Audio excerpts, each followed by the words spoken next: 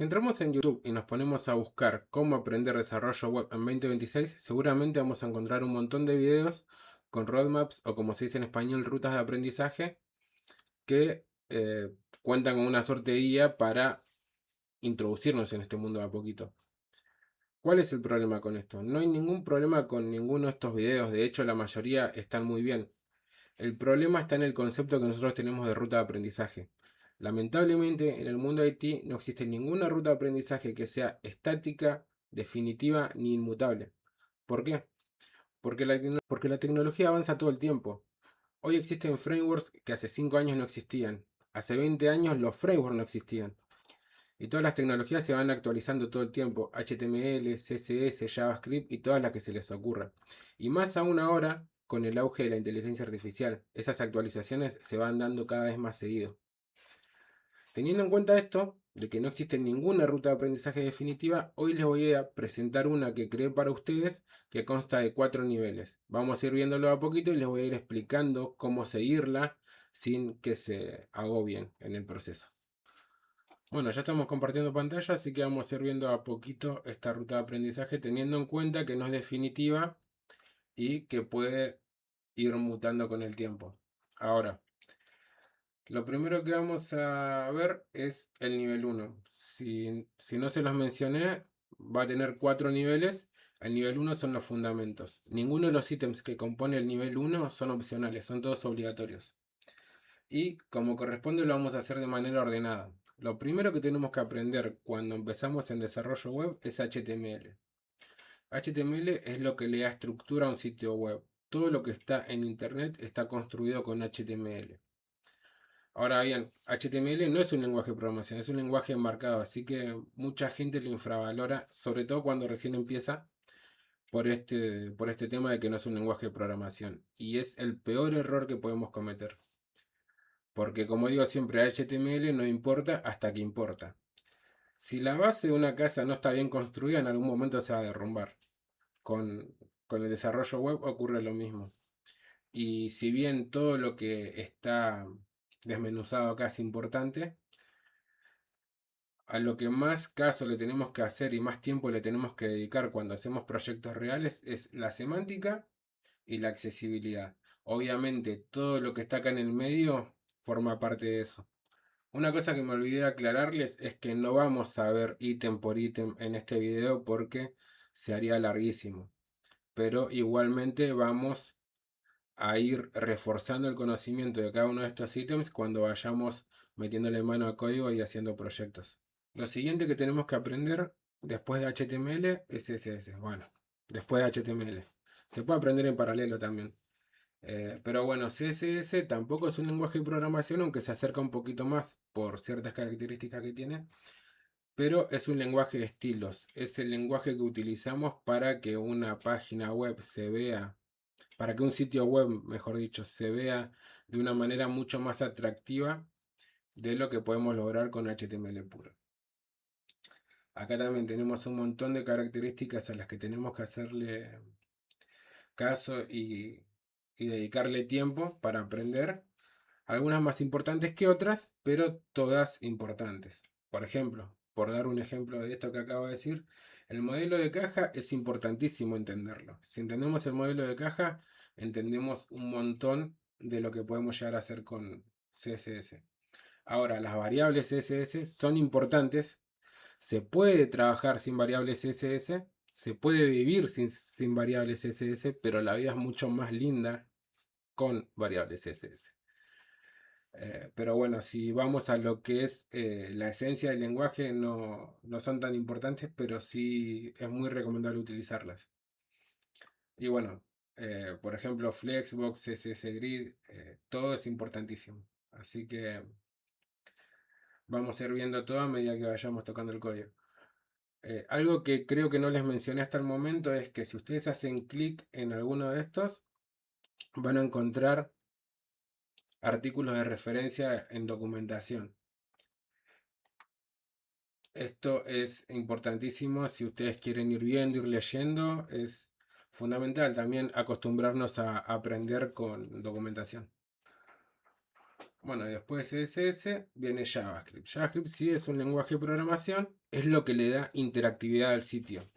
¿Qué quiere decir esto? Que mediante una acción del usuario el comportamiento del sitio puede cambiar. Por ejemplo, si nosotros entramos en un sitio que nos exige que nos logueemos, nosotros llenamos un formulario, ya sea de registro o de inicio de sesión, y la información a la que nosotros tengamos acceso del sitio va a cambiar porque cambian los permisos. Eso se logra con JavaScript. Ahora, si nosotros entramos en una página, en un e-commerce, por ejemplo, y vemos un producto que nos gusta y hacemos clic en ese producto, nos va a enviar a un sitio que no solamente nos va a mostrar el producto, sino nos va a mostrar más información, opiniones de otros compradores, la opción de ponerlo en el carrito de compras, la opción de comprar, un montón de otras cosas, y toda esa información que va influyendo se controla con JavaScript. Y obviamente para lograr todo eso tenemos que aprender muchísimas cosas. Acá tenemos nuevamente una lista de características importantísimas de JavaScript que las vamos a ir viendo más adelante. Ya tengo un video preparado sobre JavaScript que se va a subir dentro de 2 o 3 semanas. Bueno, algunas cosas que le puedo llegar a mencionar rápido y que a las que tienen que hacerle mucho caso a la hora de aprenderlos es las variables. No todos los tipos de variables son iguales. Los tipos de datos, si bien JavaScript es un lenguaje débilmente tipado, los tipos de datos son muy importantes porque van a ser importantes a la hora que quieran hacer operaciones. Así que todo se va a ir enlazando en el conocimiento, ¿no? Y todo es importante. Después, bueno, los condicionales, los bucles, las funciones, los diferentes tipos de funciones, los scope, que también tiene que ver mucho con las variables, no todas las variables tienen el mismo tipo de scope. Bueno, los arrays y los métodos, arrays y métodos de arrays en realidad. Bueno, los objetos, eh, el manejo del DOM, los eventos son importantísimos a la hora de crear y desarrollar sitios web. Bueno, las APIs, la sincronía, ECMAScript 6 y todo lo que viene después de ECMAScript 6, porque hay muchísimas otras cosas que fueron saliendo después. Bueno, el Local Storage y Session Storage es importantísimo, vamos a hacer proyectos que incluyan esto. Ahora, para cerrar el nivel 1 tenemos Git y GitHub. Esto es fundamental para lo que es el control de versiones y desarrollo colaborativo. No es muy difícil, pero sí hay que darle tiempo y manejarlo bien. Vamos a dedicarle un video completo a esto para que lo vayamos aprendiendo. Pero básicamente es controlar el manejo de versiones, poder actualizar, poder volver hacia atrás si llega a haber algún error y poder trabajar de manera colaborativa, ordenada y que no haya ningún problema en el medio. Así que bueno, eso lo vamos a ir viendo más adelante. Bueno, vamos con el nivel 2 y antes de empezar con el nivel 2 vamos a hacer una aclaración. Si ustedes logran tener un conocimiento sólido de lo que es JavaScript, van a poder utilizar cualquier librería, cualquier framework. No importa cuál le pidan que utilicen, lo van a poder utilizar porque lo importante es tener una base sólida. Obviamente van a tener que aprender una que otra cosa que no hayan visto antes porque como les dije al principio del video, toda la tecnología va evolucionando, va avanzando y van apareciendo cosas nuevas. Pero tiene una base sólida, todo es mucho más fácil y trasladable. Así que el nivel 2 va a funcionar más que nada como una recomendación de lo que solicita el mercado hoy en día. Bueno, la primera recomendación es React. React se solicita muchísimo en el mercado, no solamente en lo que es lo corporativo, sino que también en proyectos de emprendedores que tienen e-commerce y esas cosas porque vienen trabajando hace años con esta librería y necesitan gente con conocimiento que pueda mantenerlos y actualizarlos, ¿no? Y bueno, acá tenemos características importantísimas de React que muchas van a ser fáciles de trasladar y algunas otras van a tener que ir aprendiendo, pero nada que sea imposible y vamos a hacer proyectos con React también, así que vamos a, vamos a ir avanzando a poquito juntos. Igualmente les digo que React no es de mis preferidos, está muy bueno, tuvo muchos problemas el último año, pero igualmente sigue siendo algo muy bueno y muy solicitado, así que por eso lo agregué en esta parte. Después lo que es Tailwind CSS es un framework de estilos que es una manera mucho más rápida de aplicar estilos a los proyectos sin usar CSS puro. A mí particularmente el CSS puro me encanta porque creo que es lo más manipulable. Obviamente, si te querés ahorrar tiempo, querés sacar trabajo rápido, hay muchísimas librerías como Tailwind, como Bootstrap y demás, pero bueno, Tailwind viene ganando bastante popularidad, va avanzando muchísimo. Hoy en día hay muchísimos frameworks que directamente lo recomiendan para trabajar y tiene muchísimas cosas para aprender que sí, a Taiwan hay que dedicarle tiempo porque más que nada para adaptarse a la sintaxis, más que otra cosa.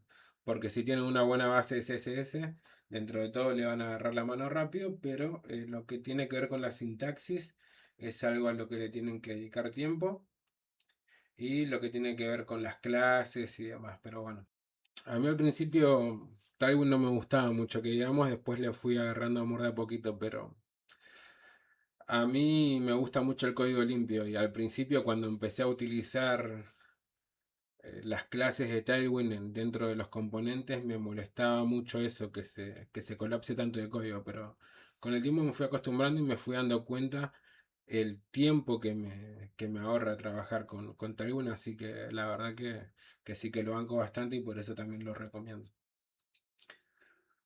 Bueno, ahora Node.js y Express.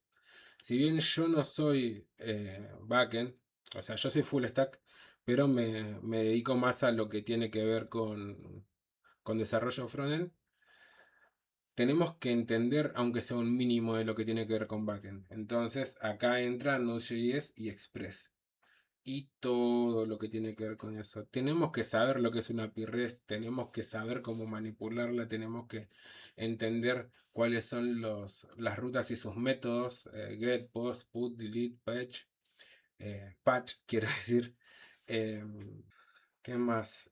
Bueno, la autenticación, manejo de errores en el servidor, todas estas cosas son muy importantes. Entonces hay que dedicarle tiempo a entenderlas y ya sea que vayamos a ir para el lado del backend o no, tenemos que saberlas. Así que hay que dedicarle mucho tiempo a esto.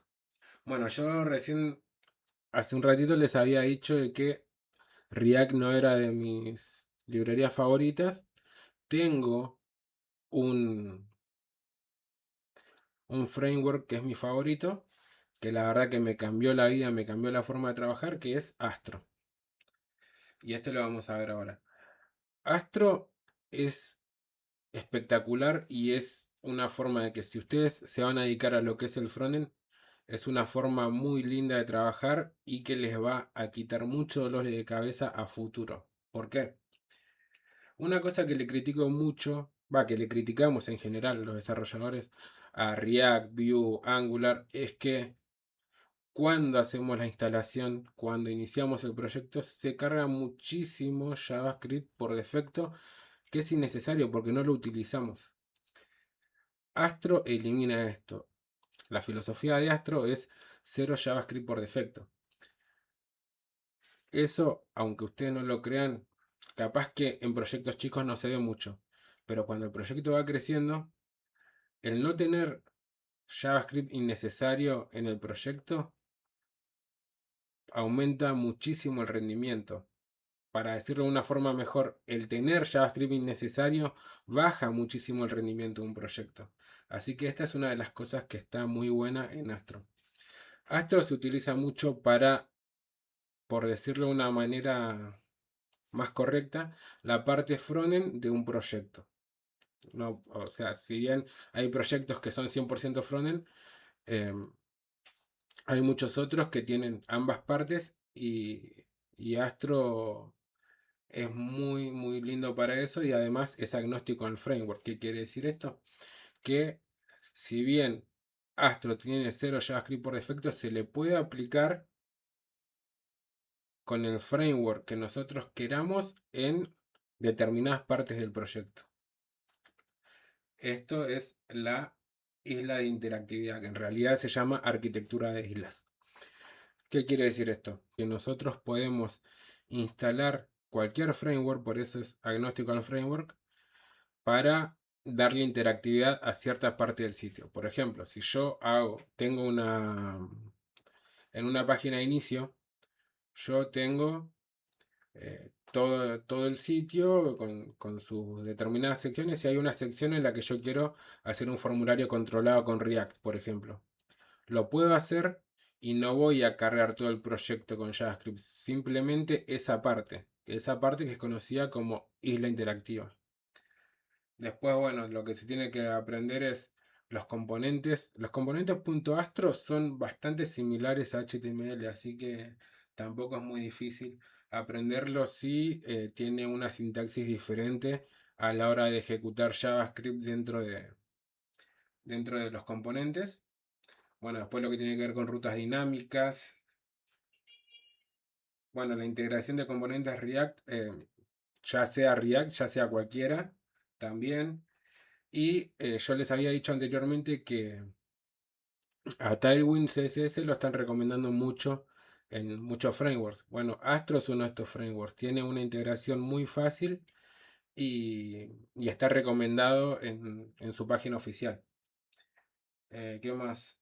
Bueno, la optimización de imágenes, ya no solamente en Astro, en todos los sitios web que vayan a trabajar, la optimización de imagen es fundamental. Eso lo vamos a ver también en la sección de HTML. Bueno, esta parte de acá abajo que dice deploy en Vercelo Netlify, si bien se puede hacer hoy en día con la unión que hubo entre Astro y Cloudflare, es mucho más fácil. Pero bueno, esto lo vamos a ver en todos los proyectos que hagamos, las diferentes maneras que hay de hacer despliegues, porque los proyectos que nosotros hagamos, todos van a estar desplegados, porque es la forma que ustedes van a tener el día de mañana de poder presentarle sus proyectos no solamente a un reclutador, sino mostrárselo a cualquier persona que les pueda dar feedback y ayudarlos a mejorar. Antes de irnos al último nivel, Next.js. Next.js es importantísimo y es cada vez más demandado. Obviamente hay proyectos en los que es más recomendado que en otros, pero no deja de ser uno de los desarrollos de Vercel más importantes que ha habido en los últimos años y cada vez que va sacando nuevas versiones va sorprendiendo. Igualmente hay cosas que sigo prefiriendo por encima de Next a React o a Astro, pero bueno, son cosas diferentes que vamos a ir viendo con el tiempo. Lo que nosotros tenemos que entender de la inteligencia artificial es que en esta parte de la ruta no tiene mucho sentido hablar de modelos. ¿Por qué? Porque los modelos se van actualizando todo el tiempo. Sin ir más lejos, hace un ratito antes de empezar a grabar vi que salió otro modelo por encima de Opus 5 y no tiene mucho sentido traerlo a la ruta. Lo que sí tiene sentido traer a la ruta es que hay diferentes tipos de inteligencia artificial, diferentes tipos de aplicarlas e implementarlas. Así que, por ejemplo, el primer ítem de este nivel es la IA en el editor. Por ejemplo, Copilot, que se puede instalar e integrar en Visual Studio Code y nos puede dar autocompletado, recomendaciones, etc. ¿No? Bueno, por ejemplo acá Copilot, como se lo dije recién, Cursor es otro, Codelum, cuándo aceptar y cuándo descartar sugerencias, que era de lo que les hablaba en el video anterior de tener criterio a la hora de utilizar inteligencia artificial. Lo que también entra en esta parte es el uso responsable, no aceptar sin leer. Bueno, y la IA conversacional, ¿qué es lo que tiene que ver? lo que nosotros conocemos como lo que puede ser ChatGPT, Cloud, Gemini, esas cosas. Nosotros le escribimos un chat, le hacemos una solicitud y nos da una devolución. Lo que tiene que ver con el prompting efectivo para las tareas de código es qué tan descriptivos nosotros somos para solicitarle algo, qué lenguaje utilizamos, qué tan técnicos somos, tratar de ser lo más detallados posible para poder tener una buena respuesta. El debugging con contexto completo también es algo que vamos a aprender a utilizar acá. Obviamente con sus limitaciones, pero es algo que también vamos a aprender. ¿Y qué más? Eh, bueno, la exploración de arquitecturas, revisión de código, detección de bugs. Esto es algo que, como les decía en el video anterior, siempre hay que revisar antes de...